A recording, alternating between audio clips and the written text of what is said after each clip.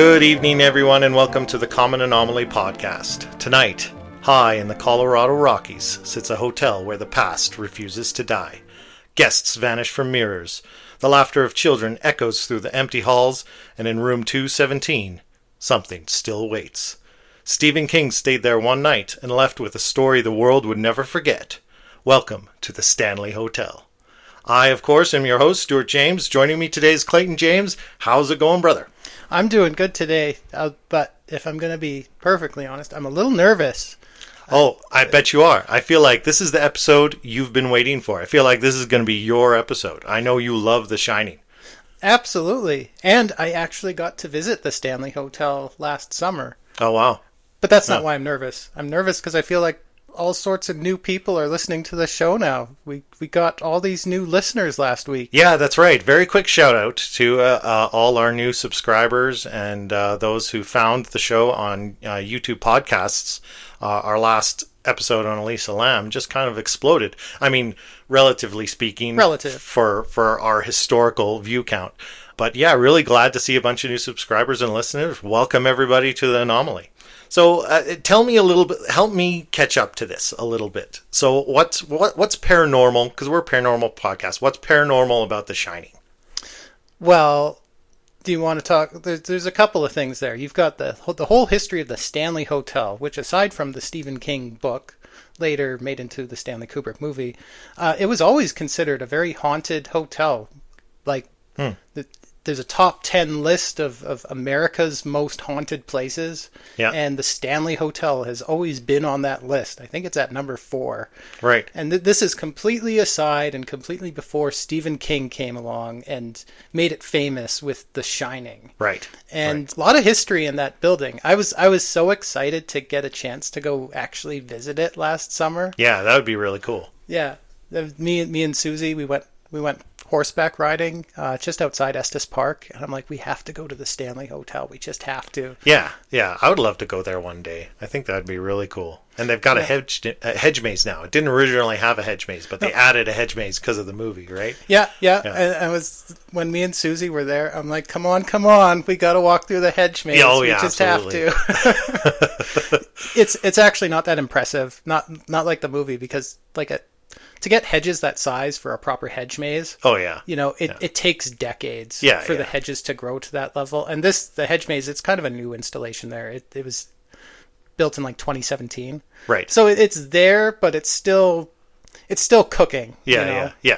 But it was cool. Go to the Overlook Hotel and walk through the hedge maze. Well, and cool. I feel like this is a very natural progression from. I feel like we've built like a little mini arc over the past 3 episodes. Yeah. With a lot of haunted places, liminal spaces. Yeah. And the Overlook Hotel in The Shining, especially the Stanley Kubrick movie, it's like the ultimate liminal space. Yeah. Well, and I think that's why you see, I mean, in some respect, hotels always have this haunted vibe. And if anything, hotels really kind of encourage that, right? Yeah. But there is something about a building full of doorways. Mm-hmm. Long hallways, doorways to little mini cosmic universes that just kind of evokes that liminal space, right? So I think there's kind of intentional physical structures that people build that are inherently transient. We talked about flowing water and places like train stations. And hotels is one of those things where it's almost like the physical building itself is a manifestation of a window area, a Keelian type window area. And that's very much where I wanted to go with this stuff. I know you've got something really cool for us, an exclusive, your own personal conspiracy theory that you've built, or theory about the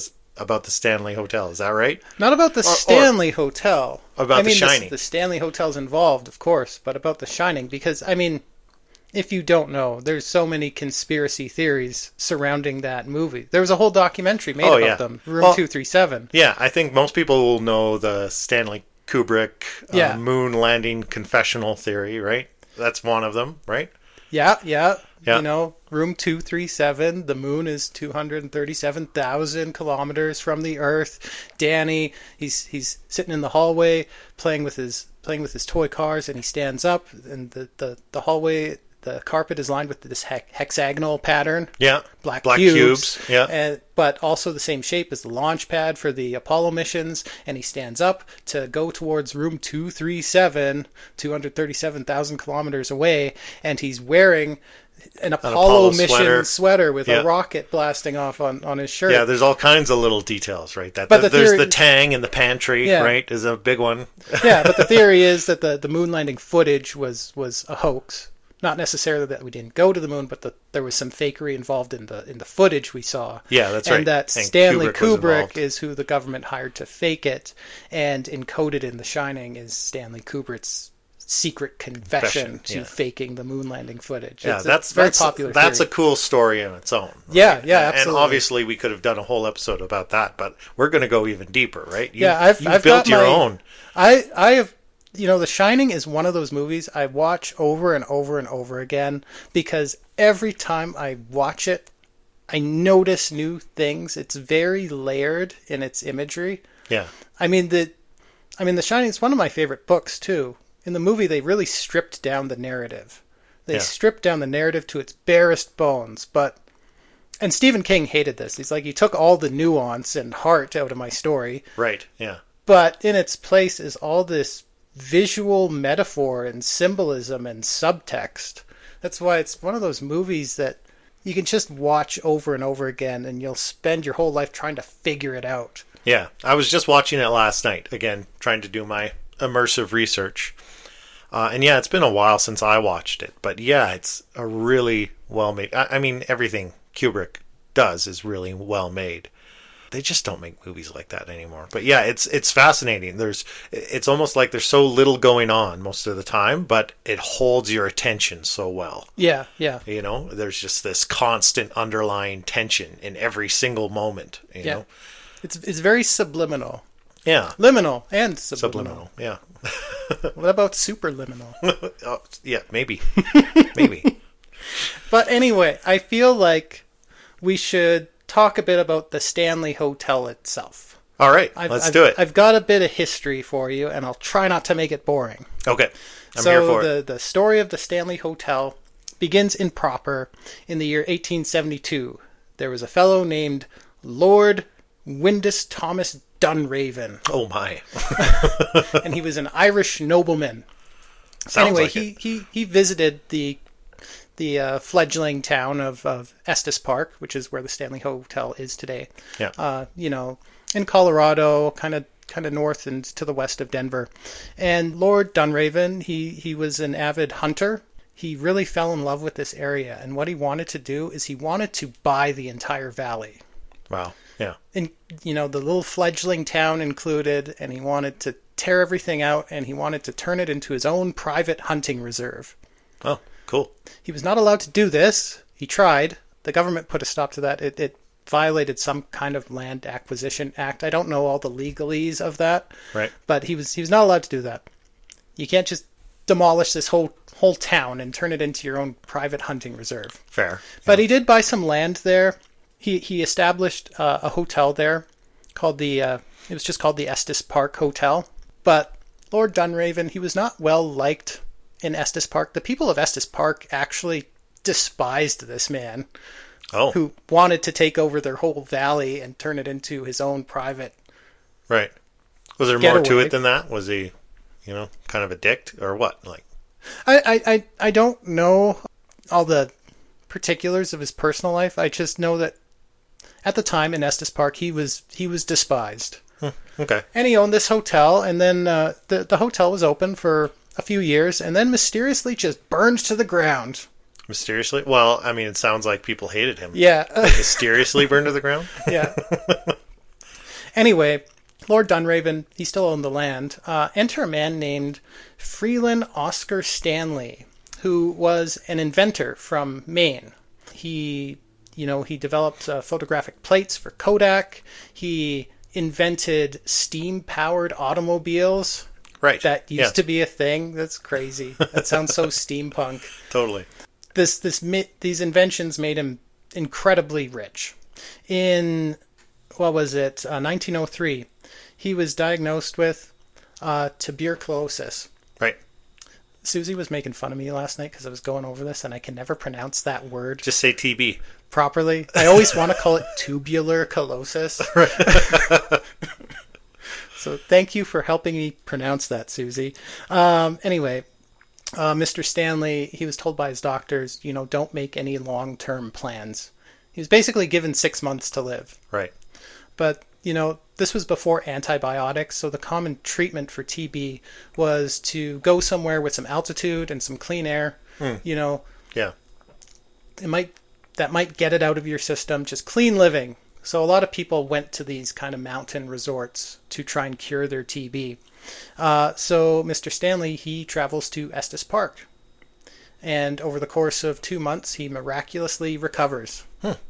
Anyway, him and his wife, Flora, they absolutely just fell in love with this town and this area. And the Stanleys started returning like every summer. They would spend like half their year in Estes Park. Stanley, he invested heavily in the town. He really built up the town. And eventually he purchased the land, the former site of the Estes Park Hotel. He purchased it from Lord Dunraven because he wanted to build his own kind of luxury resort where he can stay at and live in, for part of the year. And he kind of wanted to build this grand hotel and bring some old world charm to the wilds of the Colorado Rockies. Right. So he begins construction of this hotel in 1907. It opens in 1909. All his, rich, wealthy, well-to-do friends frequent this hotel, also invest heavily in the town. And, the Stanley Hotel very much built up the town of Estes Park around it. Right. It started a bit of a tourism boom. Yeah. Yeah. Like Freeland Oscar Stanley, he is so well regarded in Estes Park. There's statues of him all over the place. So and then the first real disaster strikes the Stanley Hotel in 1911. So the Stanley Hotel, it was the first hotel in America that had electricity and plumbing and all these modern amenities. Wow. But they had a backup. In America or in like those Western? Because I know the Eastern colonies, had... I think in all of America, like it was entirely electric powered. Right. But they still had gas lights as kind of a backup. Right. Okay. So in 1911, during this crazy blizzard, it was some kind of storm, knocked out the electricity. So they started lighting gas lights, their backup. Mm-hmm. And there was an acetylene buildup in room 217. Right. That's right. And this maid, her name was Elizabeth Wilson. She walked into room 217 with a lit candle, and the room just exploded. Yeah. It destroyed 10% of the hotel, and like it, just for perspective on how powerful this explosion was, people report seeing a bathtub from room 217 being launched into the air and like landing wow. beyond the outskirts of the town. Well, and if my notes are correct, Elizabeth Wilson survived. Yes, this she didn't did. kill her, but she was very horribly burned. Yeah, so she was actually, this explosion drove her down through the floor. She landed like on a table in the dining room. Yeah. She was in a coma for weeks, but she eventually recovered, and she actually went back to work at the Stanley Hotel, and she worked there until she died in her 90s. Wow. She worked there until the 50s. Okay. But you could argue maybe that her presence was imprinted upon the hotel. She's actually, her ghost is one of the more well-known ghosts at the Stanley Hotel, especially in room 217. People report that if they stay in room 217, that when they wake up, all their belongings will have been organized, the room will have been cleaned. Yeah, the luggage will have unpacked itself. Yeah, and some people even report having the bed being made around them as they slept. like they wake up and the bed's like all made and they're kind of tucked into it. Sounds like a very handy ghost to have. Oh. That doesn't sound scary at all. Yeah, but she apparently really hates unmarried couples sleeping together in the same bed. Oh, People okay. report like Right. unmarried couples that sleep together in the same bed, room 217. They say they feel like just this cold presence drive them apart. Wow. And even waking up in the morning to find their luggage packed and sitting outside the door in the hallway. Wow. Like, get out. Wow. That's Actually- spooky, but honestly not horrifying. That sounds like this is just like free maid service for forever, for eternity. Yeah, yeah. It must save the hotel a little bit of money. Yeah, actually, I found in my research most of the ghosts of the Stanley Hotel don't seem that malevolent. No, not the. yeah. There are malevolent ghosts there, but the more well-known ones are like Mr. Stanley, Freeland Oscar Stanley. He's one of the more well-known ghosts at the Stanley Hotel, and it's said that he will, if like a child gets lost in the hotel, can't find their parents, the ghost of Mr. Stanley will appear and guide them back to their parents. Right. And they're like, where were you? And they're like, oh, this nice old man helped me find you. But there's no one there. And apparently Mr. Stanley will appear to like adults in the hotel, but he'll only appear in mirrors. He'll just kind of be visible in a mirror, kind of in common areas of the hotel, kind of looking on with pride at this Right. majestic place he built. Yeah, he's still proud of it and still attached to it in the afterlife. Yeah, and you know, when I've done other research or heard other mediums and spirit mediums talk about ghosts, it's very much like it's a spectrum, exactly like you'd expect to see in a population of people. Mm-hmm. You know, there's very few super evil, malicious ghosts out there. That's actually a very rare thing. Mm-hmm. Just like horribly evil people are a pretty rare thing in the populace. Most of them are just kind of normal people going about their business, generally pretty kind, maybe even helpful. Yeah. Right? Yeah. I want to go over just a few of the other ghosts of the Stanley, the more well-known ones. All right, great. Mr. Stanley, his wife's there with him, Flora Stanley. So part of the hotel, that there's this big music hall. Mr. Stanley had that built specifically for his wife, who loved to play the piano. Yep. And oftentimes, if there wasn't some sort of concert going on there, she could be found there playing on the grand piano, and is still there to this day. Late at night, the piano in that music hall will play itself. Yeah. Honky-tonk piano. And people say when the piano plays itself, they can smell kind of rose-scented perfume, which was apparently Flora's favorite perfume. Right. And there's another ghost that haunts the music hall, often referred to as Lucy. Yeah. Now, there's a story attached to this. Lucy was apparently like a runaway who, like this teenage girl, she was a runaway and she was squatting at the Stanley Hotel. Oh, right, over winter when it was closed, right? Yeah, and she was found and she was kicked out of the hotel. And then a few days later, her body was found. She'd like frozen to death in the wilderness. Yeah. And apparently her ghost still haunts the Stanley Hotel. There's the ghost of Paul, the handyman, who died of a heart attack while shoveling snow. Paul was also in charge of enforcing the 11 p.m. curfew at the hotel. Right. So apparently if you're wandering the hotel late at night, you can hear Paul shouting at you to get out. Wow. Are we going to talk about the fourth floor? Yeah, the fourth floor, during, the early days of the hotel was servants' quarters. Yeah. And it was the maids and housekeepers. Yeah, it was one big open kind of dormitory style space. Yeah. And apparently the fourth floor is the most haunted. That's where most of the ghosts appear. Yeah. There's ghosts all over the hotel, but biggest concentration on the fourth floor. You'll often hear the sounds of children running and laughing. And guests today will complain that, there's too many noisy children. Can you move me to another room? Right. Just to find out that there's no children staying in the hotel. Yeah. And apparently, for some reason, the the ghost of Lord Dunraven has been reported on the 4th floor, specifically room 407. There's even this funny story of this woman actually fainting because she woke up in the middle of the night and she was all freaked out because she thought she saw someone standing at the foot of her bed just staring at her. Oh, and I hate that. She figured, oh, it was just a dream, whatever. The next morning goes down to the lobby, and there's actually like a big portrait of Lord Dunraven in the lobby, and she sees it and she's like, oh my god, that was the man, and she fainted right in the middle of the lobby. She was so freaked out. Right. There's also, for some reason, the ghost of a cowboy. Yeah, on the 4th floor. I found that. It's in my notes, but I kind of skipped over it because I was like, okay, we've got enough ghost stories, right? Yeah. Like, let's get to the good stuff. Yeah. Let's get to Stephen King. Yeah, so during World War II, the hotel kind of wasn't doing so well. Tourism was down during World War II.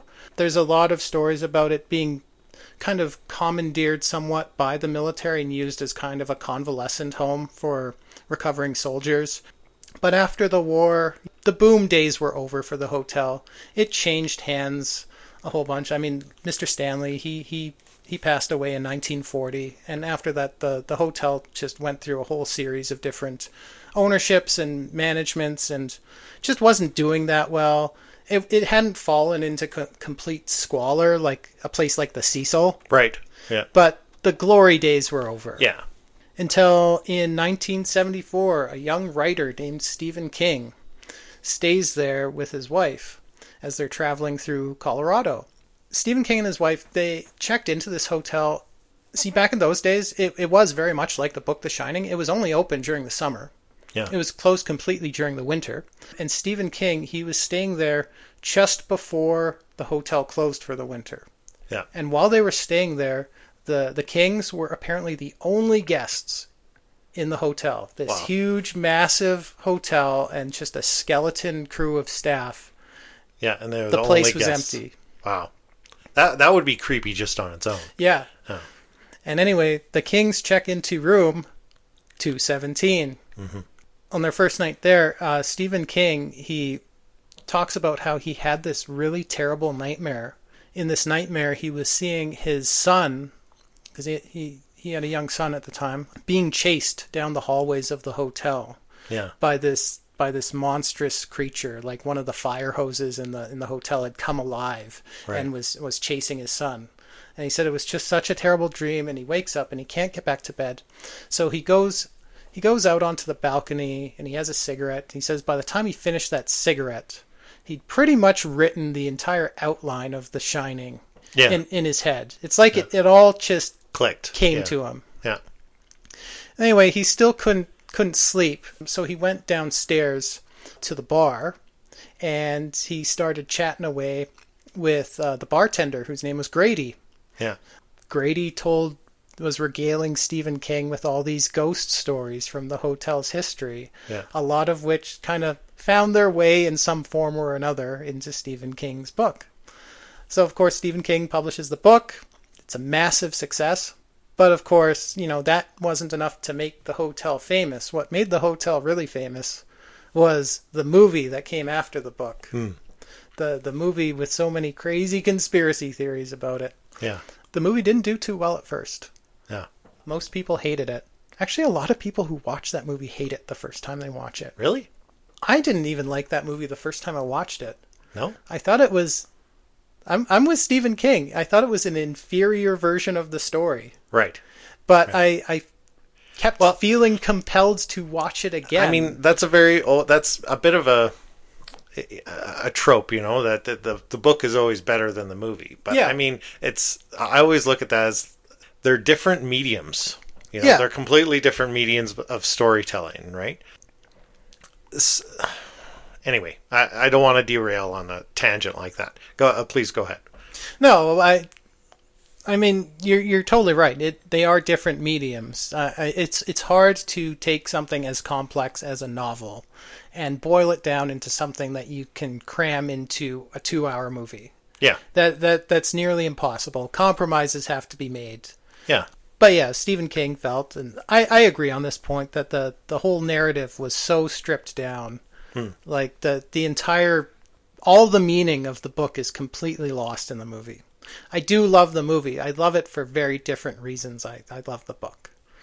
Anyway, the movie, not too liked at first, but it gains kind of a cult following over time. Yeah. As most of Kubrick's movies do. Yeah, it's a slow burn. Yeah. Yeah.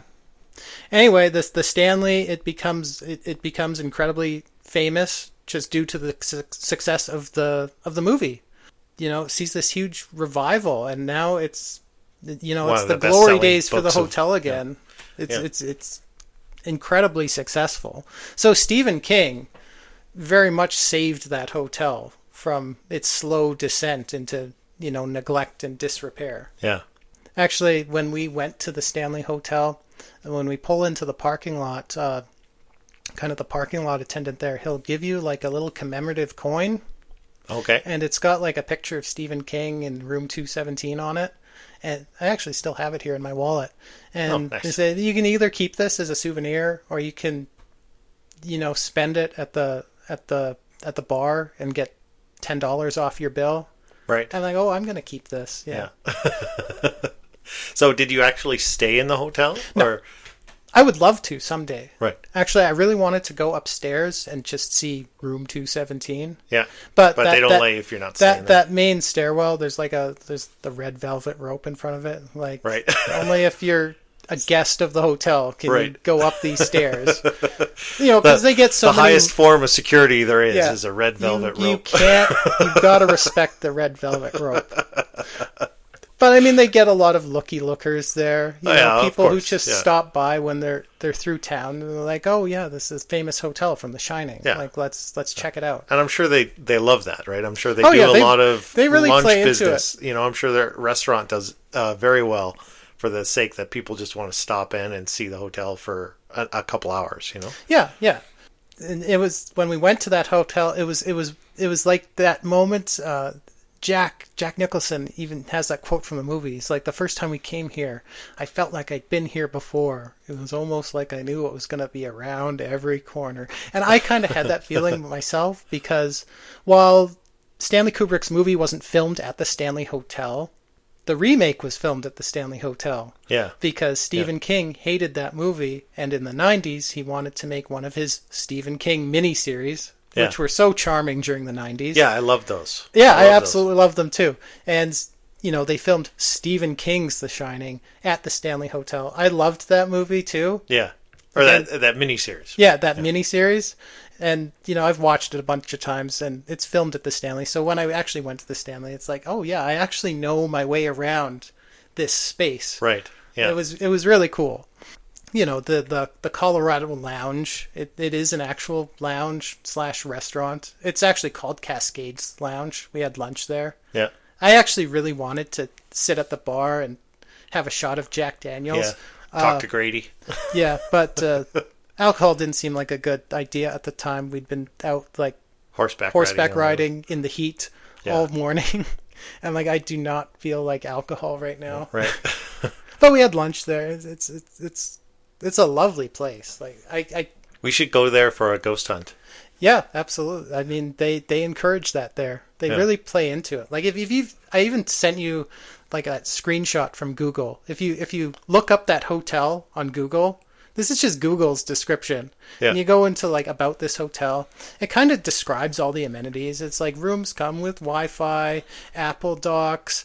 You know, some rooms come with jacuzzis and mountain or courtyard views. Other rooms are allegedly haunted. It just casually slips it in there. Casually. Yeah. Well, that's what people want, right? Of course they play into that, right? If that fuels the tourism behind it, right? Yeah. Anyway, that's the Stanley Hotel. What I really wanted to get into is like why I was so excited to go there was The Shining. The book, the movie especially. The movie has so many conspiracy theories tied to it. Stanley Kubrick has so many conspiracy theories tied to him. Yeah. He's often regarded as a truth teller. He likes to make commentaries in his movies that he may not have necessarily been allowed to make. Right. Without being censored. And he kind of hid it in the subtext of the movie. And people have all kinds of fun trying to decode his movies, most of all The Shining. Yeah. You already mentioned the Apollo. moon landing confession. Yeah. He encoded into this. There's a few more. There's a few more. There's, the idea that the Shining, through its subtext, kind of tells a narrative about the Holocaust. So those I'm less familiar with. So maybe you can fill in the gaps for me. And it's all. I mean, with the Holocaust, it's all visual. These are all just visual cues. Like one example is like a lot of cross dissolves are used in the movie. Okay. Where scenes kind of fade into each other. Yep.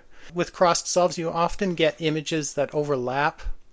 And it's pointed out in the documentary Room 237. There's a few scenes where you see these cross dissolves of like people, like groups of people in the cross dissolves. They'll like turn into luggage, which is kind of like a visual symbol that hints at the Holocaust, because you often see like people and piles of luggage, just leftover luggage discovered by the American soldiers as they freed concentration camps. Okay. So it's just a little visual nod. A lot of it has to do with the number 42 and how often the number 42 just is put into the movie for some reason. Okay. But we don't know what the significance of it is? Yeah, so according to the theory that this movie is secretly about the Holocaust, 1942 was the year that the Nazis made the decision to really enact what they called the final solution. Right. That's the year that phrase starts appearing in all their internal memos. Okay. And they really made the decision to just kill as many people as they can this way. That's 1942 is when that really kicked into gear. And the number 42 just appears so much throughout the movie. Even in the opening shot, the establishing shot of the hotel, there's 42 vehicles in the parking lot. Even the room 237, 2 times 3 times 7 equals 42. Okay. Danny is frequently seen, at least twice in the movie, I think, with a shirt that has the number 42 on it. Right. Well, and I know like a lot of people might assume, well, these are, just coincidences.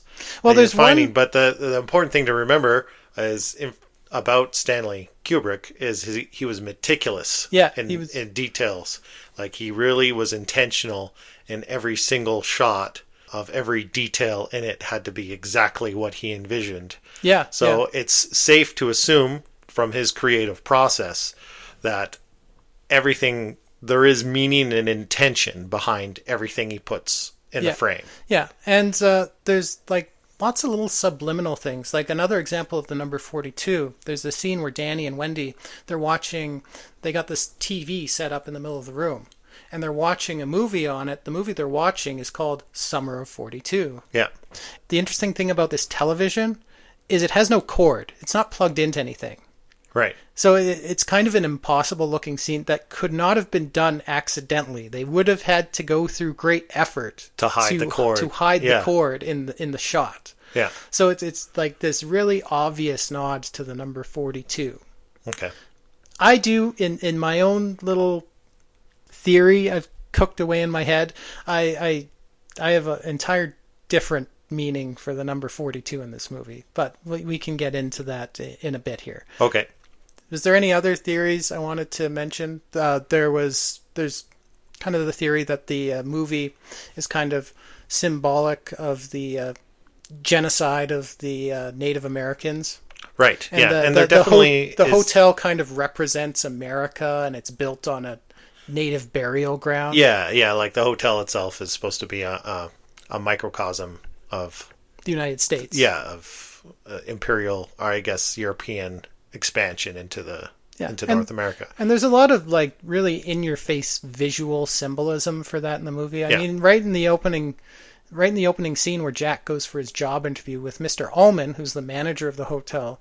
Mr. Ullman, he's wearing like this garish red, white, and blue suit. He's got a big American flag on his desk. Yeah. He's wearing this wig that it's often said that was trying to make him look like John F. Kennedy. Rewatching that scene now, he looks more like Donald Trump. Yeah. It's just he's wearing this garish red, white, and blue outfit, and he very Yeah. much represents the government of the United States. Well, and there definitely is indigenous art and like graphical patterns Yeah. in the furniture and the tapestries on the wall.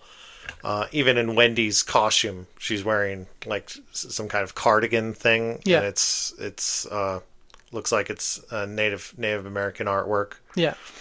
So and yeah, definitely within the text of the screenplay, they Yeah. reference Native American culture or frequently. Yeah, yeah. There's this whole scene where Ullman is describing the history of the hotel, and he says, construction started in 1907, finished 1909, just like the actual Stanley Hotel. And he says the site is supposed to be located on an Indian burial ground, and I actually believe they had to repel a few Indian attacks as they were building it. Yeah. It's kind of just put there, right in the script. This place is Sorry, Stephen. Is that in the Stephen King book as well? The Indian no, burial ground? no. Okay. Sorry, That was- Kubrick, but that's like the biggest trope of any horror movie ever is Indian burial ground. I mean, there's a good reason for that trope, though. Okay, You what's know? that? I mean, a lot of stuff is built on sacred native land. Okay, fair enough. And for me, I had the thought watching it last night. I was like, "What's the connection there? What's the significance? Why always an Indian burial ground?" Right? And for me, it's kind of that stereotypical mysticism of Native peoples. yeah, Right? That anything connected to indigenous or Native populations is immediately going to be psychologically linked to spiritualism or mysticism on some level. Yeah. And like actual indigenous mysticism has more to do with reverence for nature than vengeful spirits. Absolutely, yeah. But there were So actual. you could argue that's kind of a slightly kind Yeah. of racist Western psychological stereotype. Why it became such a trope, maybe. But there are actually documented historical instances of Native Americans placing a curse on people. Here we go. I'm actually going to get into it in a bit And a bit, okay. when I Right. get more into my theory. You've got at least 3 or 4 and a bits going, so. Yeah. Well, we're going to get into it in a bit. Okay. Well, okay, so we covered some of the other theories around the movie.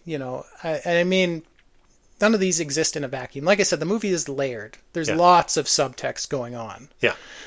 There was a quote in the room 237, one of the guys being interviewed. He says, what this movie is about. It's a movie about the past, not just any past, the past. It's about pastness. It's a movie about how the past impinges. It's a movie about how the past comes back to haunt us. Okay. So that kind of plays into my interpretation of this Yes, movie. I'm dying to hear this. So we talked about the Stanley, which is kind of the real world Overlook Hotel. Yeah. It's the place that inspired the book. There's actually 2 other Overlook hotels that not as many people talk about. Okay. Because when Stanley Kubrick made this movie, he did not shoot it at the Stanley Hotel. No. It's shot all on constructed sound stages. Okay. And you look at that movie and the I thought it was a real hotel, but it was like one in Oregon or something like that. well, we'll get into it. So the exterior shot, the exterior kind of establishing shot of the hotel. Yeah. When you see the whole hotel and there's no actual characters in the shot, that is the Timberline Lodge at the Mount Hood Resort in Oregon. Oh, okay. Okay, that's one of them. There's another one because the interiors, it's all sound stages. But not as many people know about this. That whole design, all those sound stages were basically entirely based on another hotel. It's like a 1-to-1 recreation of this other hotel called the Ahwahnee Hotel, which is in California. It's in Yosemite Park. That's kind of bizarre. If you're basically going to recreate, every square inch of a real place, why not just film in that location? Well, I said a 1-to-1, and alterations have been made. Right. alterations to suit the purpose of the movie. But if you look at pictures of that hotel, you're like, oh my God, this is the Overlook Hotel from The Shining. Like all of it. The Native American patterns on the floors and walls, the lighting fixtures, everything looks the same. Right. Like look up pictures of the Ahwahnee Hotel. Okay. Like it's something really for the show uncanny. notes. Yeah. Anyway, interesting little note here. Both those locations, the location of the Timberline and the location of the Ahwahnee, they are actually mentioned in the script of the movie. Not a lot of people notice it because there's this scene in the car where they're first driving to the Overlook Hotel, Wendy, Jack, and Danny, and Wendy makes some comment like, "Isn't around here that the Donner Party got snowbound?" Yep. And they have this huge conversation about the Donner Party. It was a party of settlers that got snowbound one year in the winter, and they had to resort to cannibalism in order to stay alive. And Jack, they have this whole talk about cannibalism, and Jack says, "No, I think that was further west in the Sierras, the Sierra Mountains." Yosemite Park, that's where the Ahwahnee Hotel is. Right. And then later in the movie, Jack's in the bar and he's talking to Lloyd, the bartender. He has this line where he says, "I like you, Lloyd. I always liked you. You always were the best of them. Best damn bartender from Timbuktu to Portland, Maine." Or Portland, Oregon, for that matter. Portland, Oregon, what's there? Just east of Portland, Oregon is the Timberline Lodge. Okay. So we have this trinity of Overlook hotels. Interesting note, both the Ahwahnee and the Timberline Lodge were designed by the same architect, Okay. a man named Gilbert Stanley. Okay. So you've got 3 Stanley hotels there. Right. Okay. See where you're going? Yeah. And you've got 3 Stanley hotels, which in a sense, you could say were all government hotels, especially during World War II. Government hotels. Yeah. During World War II, the Stanley Hotel was used as a convalescent home for soldiers. Oh, I see. Okay. During World War II, the Timberline Lodge was closed to the public.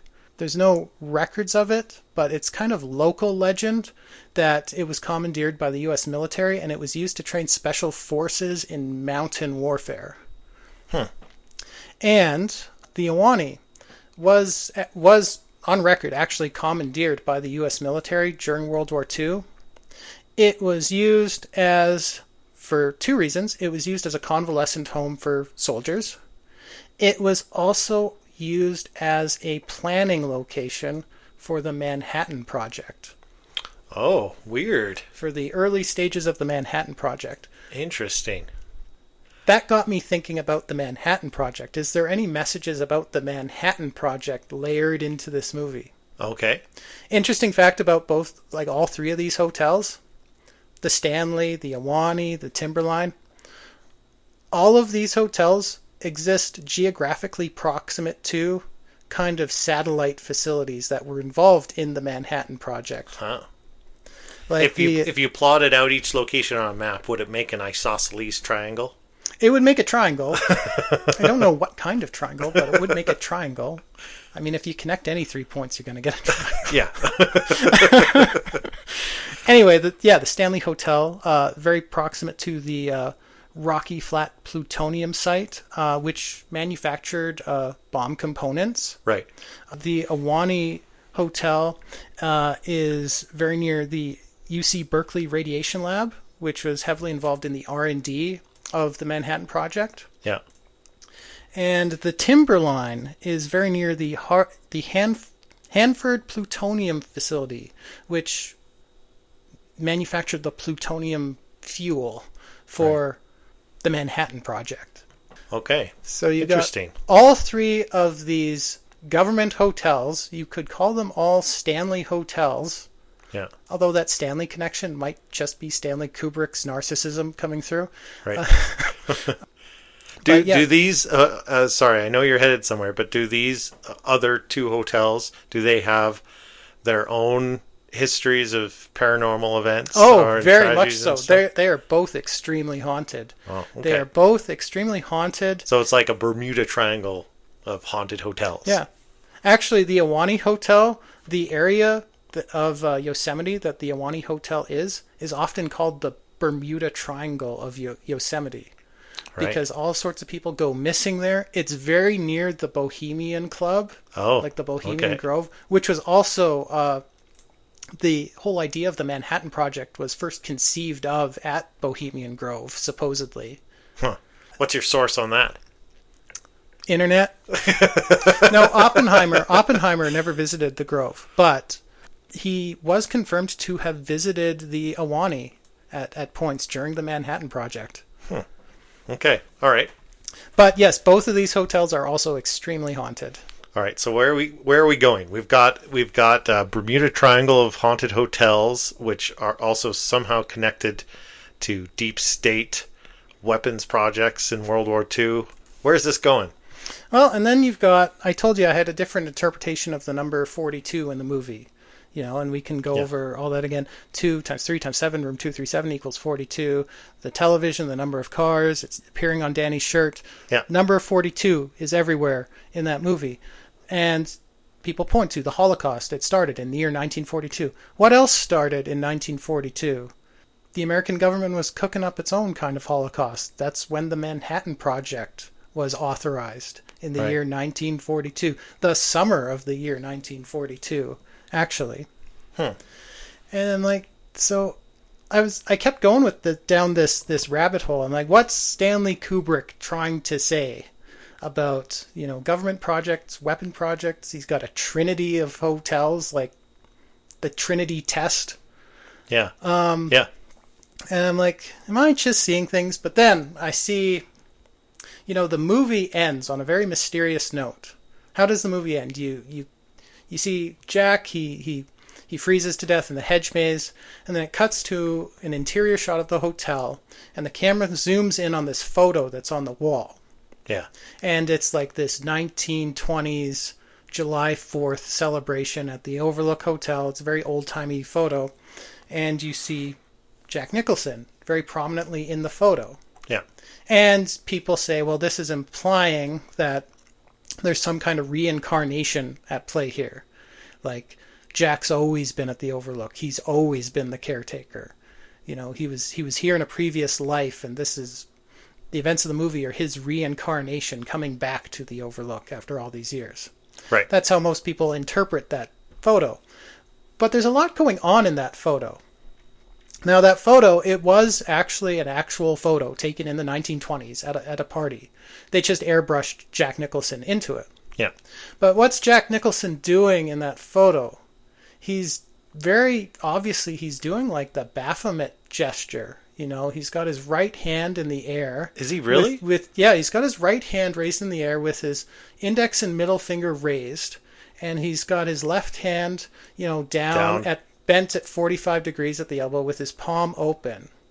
And in his right hand, between his index and middle fingers, he's holding a slip of paper. You can pull up the photo. You can see it. He's got a little slip of paper in his hand. Okay. And kind of behind Jack is this other character, and he's kind of pushing down on Jack's raised right arm. Like he's like, almost like, he looks like he's going, put that thing down. You see Jack, and he's smiling, and he's got this little slip of paper in his hand, and he's got this big grin, like, I've got a secret here. Right. And you see this other character, he's kind of like pushing his arm down, like, put that thing down. Yeah. Like, look at that character. Look at him. Who does he look like? He looks like Franklin Roosevelt. He looks just like him. Okay. I'll have to take your word for it at this moment, but I'll look it up as soon as the show's done. If you're listening, like, bring up the photo. No, I'll plug it in the show notes. And there's another character kind of further back and to the right in the photo. You see this kind of severe-looking guy, and he's kind of just glowering towards Jack. He's got this really sinister expression. And he's got a Hitler mustache. He looks just like Hitler. Right. So, like, what does it all mean? You've got Jack making that Baphomet gesture. As above, so below is the name of that gesture. It's associated with Baphomet, who was, famously worshipped by the Knights Templar.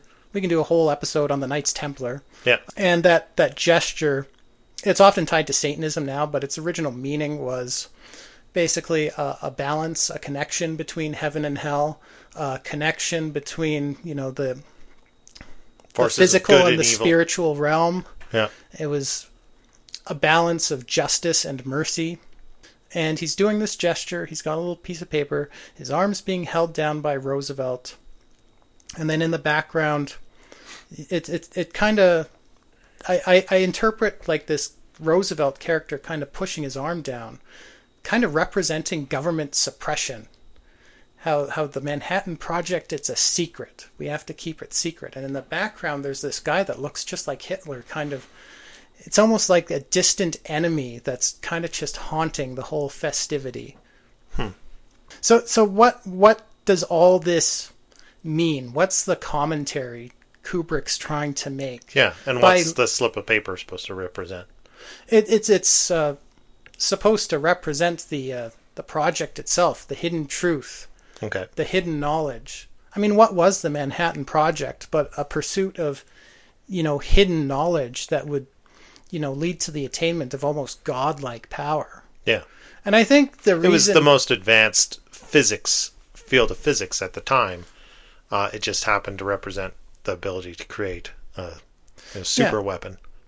Yeah, and I don't know, the way I look at it, why would Kubrick layer messaging about the Manhattan Project into The Shining? This is by no means saying this is the only subtext of the movie. Like I keep saying, it's layered. There's a lot of subtext going on. Yeah. I think Kubrick is trying to make a comment on the consequences of pursuing hidden knowledge and trying to attain that level of power. And the isolation, the consequences of the isolation that power brings. People say that, absolute power corrupts absolutely. It's actually not the full quote. It's the isolation that comes with power corrupts absolutely is the full quote. And what is The Shining? It's a movie about isolation, driving one mad and driving one towards committing, horrible acts. And there's all this symbolism of just cyclical violence layered in the movie. History repeating. I mean, in the beginning of the movie, Jack is even told outright what's about to happen. He's told this horrible story about the previous caretaker. Oh, Grady, he came up with it here with his wife and his two little girls, and he went mad and he killed his family with an axe. Like, he's told what's about to happen to him. Yeah. Cyclical violence. Yeah. I think that's what we got with the Manhattan Project, too. We built a weapon that ultimately outlived its adversary and now haunts us forever. That's right. Because you don't build a bomb you don't intend to drop, right? And then once the genie's out of the bottle, it's there haunting you forever. Yeah. The prospect of it being used again, and again and again. Yeah. But I thought it so fascinating. As a consequence of this theory, we have two other Overlook hotels out there in the world that I have yet to visit. I've visited the Stanley. I would love to visit the Ahwahnee Hotel and the Timberline. Both have their own histories of hauntings and tragedy, actually. The Ahwahnee is very interesting. It is very heavily connected to secret societies. Has a lot of the same clientele as the Bohemian Club, actually. They actually hold this annual event there every year. It's called the Bracebridge Christmas Dinner. And it's like this huge pagan Christmas festival. Everyone dresses up in like these medieval outfits. And there's weird ceremonies going on. And it's very much the same club you see at Bohemian Grove. Saturn worshippers. Yeah. Interestingly enough, the Ahwahnee is also said to be haunted by the ghost of JFK, because apparently the Ahwahnee was one of John F. Kennedy's favorite places to vacation, and he would always request a rocking chair be brought to his third floor room. It helped him with his chronic back pain, I guess. Right. And I guess after he died, after he was assassinated, that rocking chair is still in his old room. and apparently now it just starts rocking on its own, and people think it's the ghost of JFK. That is also a hotel that is said to be built on a native burial ground. Actually, it was the Miwok people that originally inhabited that area. And speaking of indigenous curses, when the U.S. Army forced these people off the land in the 1850s, this fellow Chief Tenaya cursed the land. He said, there will be no peaceful habitation here, and I will haunt the land forever. Wow. There's also cryptids sighted in the area. They're called night crawlers. What do those look like? They're like tall, spindly, long-limbed creatures that are very pale and 3 claws? I think so. Okay. That kind of stalk the woods. I dug up a little story, just if I can take a mini tangent. Yeah, I just like this story too much because I was like I know you really wanted to go deep into this conspiracy stuff, so I intentionally kind of abandoned my research train. But my head was really at a place of window areas. Mm-hmm. And the idea of this kind of Keelian idea of the veil being thinner at certain locations. And I thought maybe the Stanley Hotel would be one of those cases. And so I started looking at Estes Park more broadly, and if there were any other paranormal stories about Estes Park. And absolutely there are a lot of UFO sightings and different things. And I found this one story of Miner Bill, also known as William Clyde Currents. And he resided in Estes Park in 1883 after being released from a Colorado State insane asylum. Oh, wow.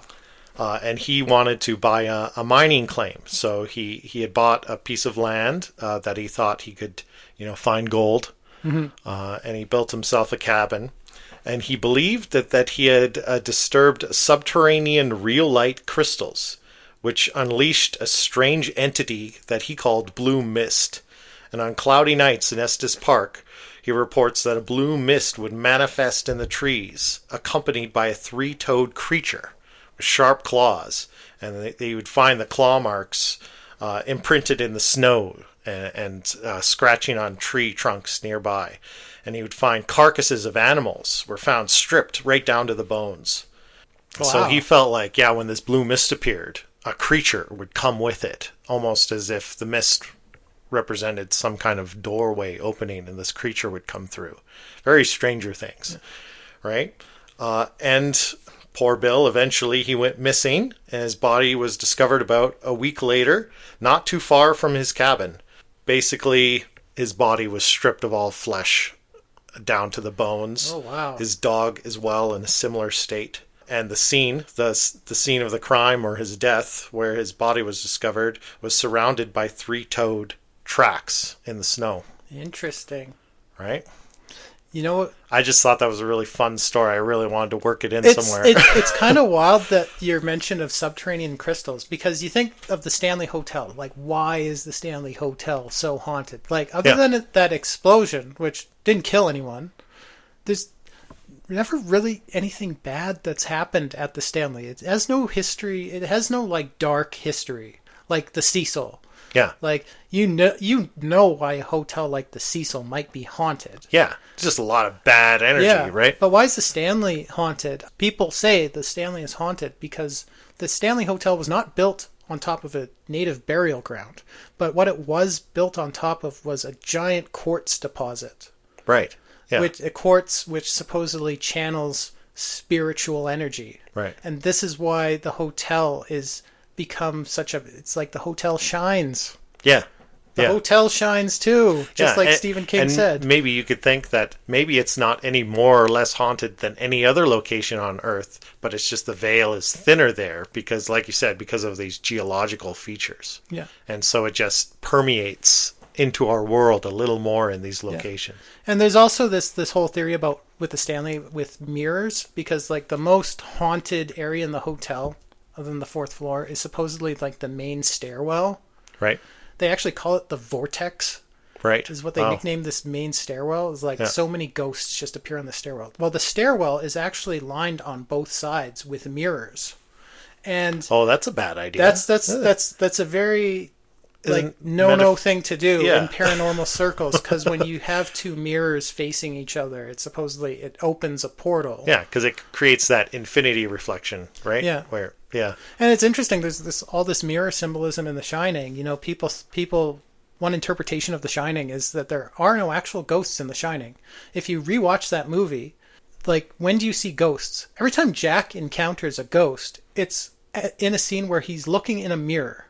Right. When he's talking to Lloyd in the bar, he's looking into the mirror behind the bar. Yeah, at himself. When he encounters the woman in room 217, he's directly across from a mirror. When he's talking to Grady later, and Grady's just speaking with him through the door, this door is polished to like a mirror shine. Yeah. And Jack only sees ghosts in mirrors. Danny only sees ghosts in scenes that kind of imply he's dreaming. Yeah. And Wendy starts seeing ghosts at the end after she's been completely broken psychologically. Yeah. And it's just gone mad. But it could be said that there are no real ghosts, and there's this whole symbolism with mirrors. Yeah. Anyway, that's another tangent. Yeah. Well, that's very true to life of the real life stories that you hear about the Stanley, is that you'll see things in mirrors. You'll see Mr. Stanley. Yeah, you'll see a figure in a mirror. You'll turn around. There's nobody there. Yeah, and Mr. Stanley, like, kids will encounter Mr. Stanley if they're lost, and he'll guide them back. Adults will only see Mr. Stanley appear in a mirror. Interesting. Okay. I do just briefly want to talk about the other Overlook Hotel. The other Overlook. And that's which one is that? Is that the third of the Trinity? Yeah, that's the Timberline. Okay. At Mount Hood. Let's hear it. So this hotel, aside from being commandeered during World War II, it was actually built as part of a government project. It was actually dedicated by Franklin D. Roosevelt.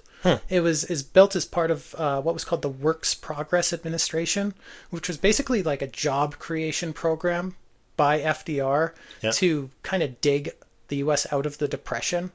So they hired all these people and created all sorts of public works, and this hotel was one of them.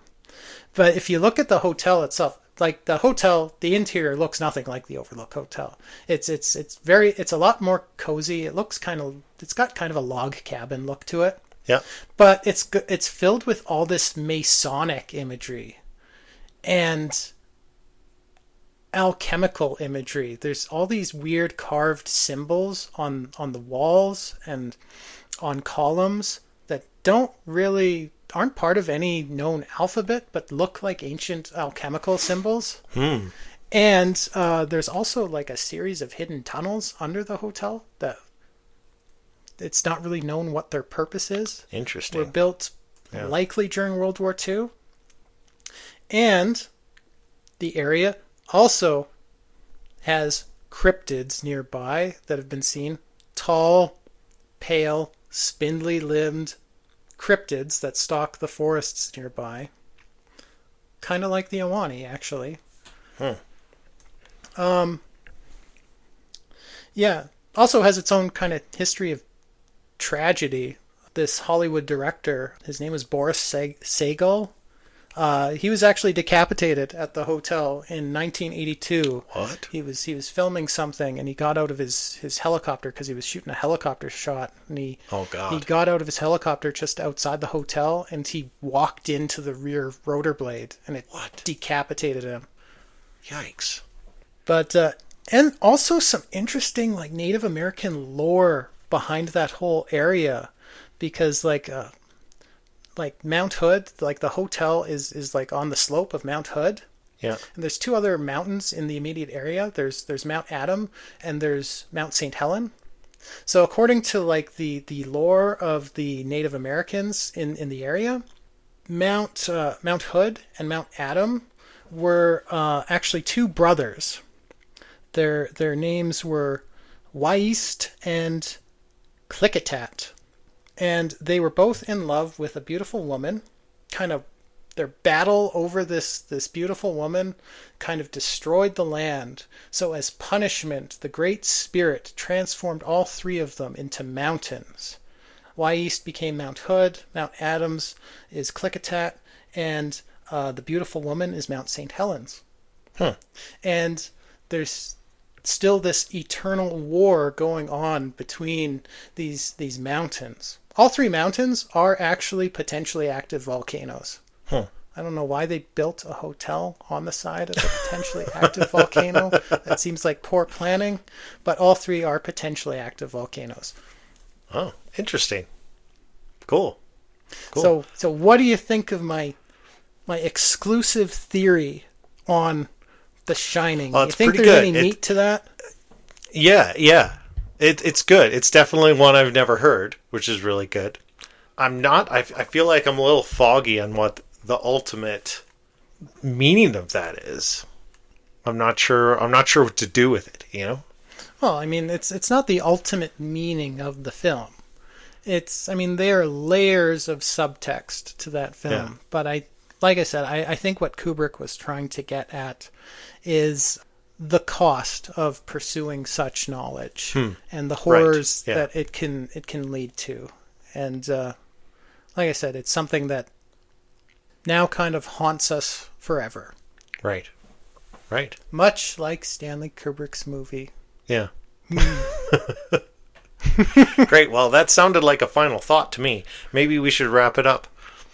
Hey, we're at an amazing time. Do you have anything else left you'd like to touch on? I will say, regardless of what anyone thinks of this theory, I hope the audience liked it. The Stanley Hotel, I've been there. Yeah, I'm sure there's a couple other...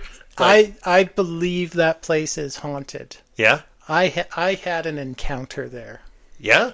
What? Okay. Do you want to tell us about your encounter? So we had lunch at the Cascades restaurant. I had a steak, great steak, tremendous steak. I wouldn't say it was the best steak I've ever had, but it was like top 5. Oh wow. Okay.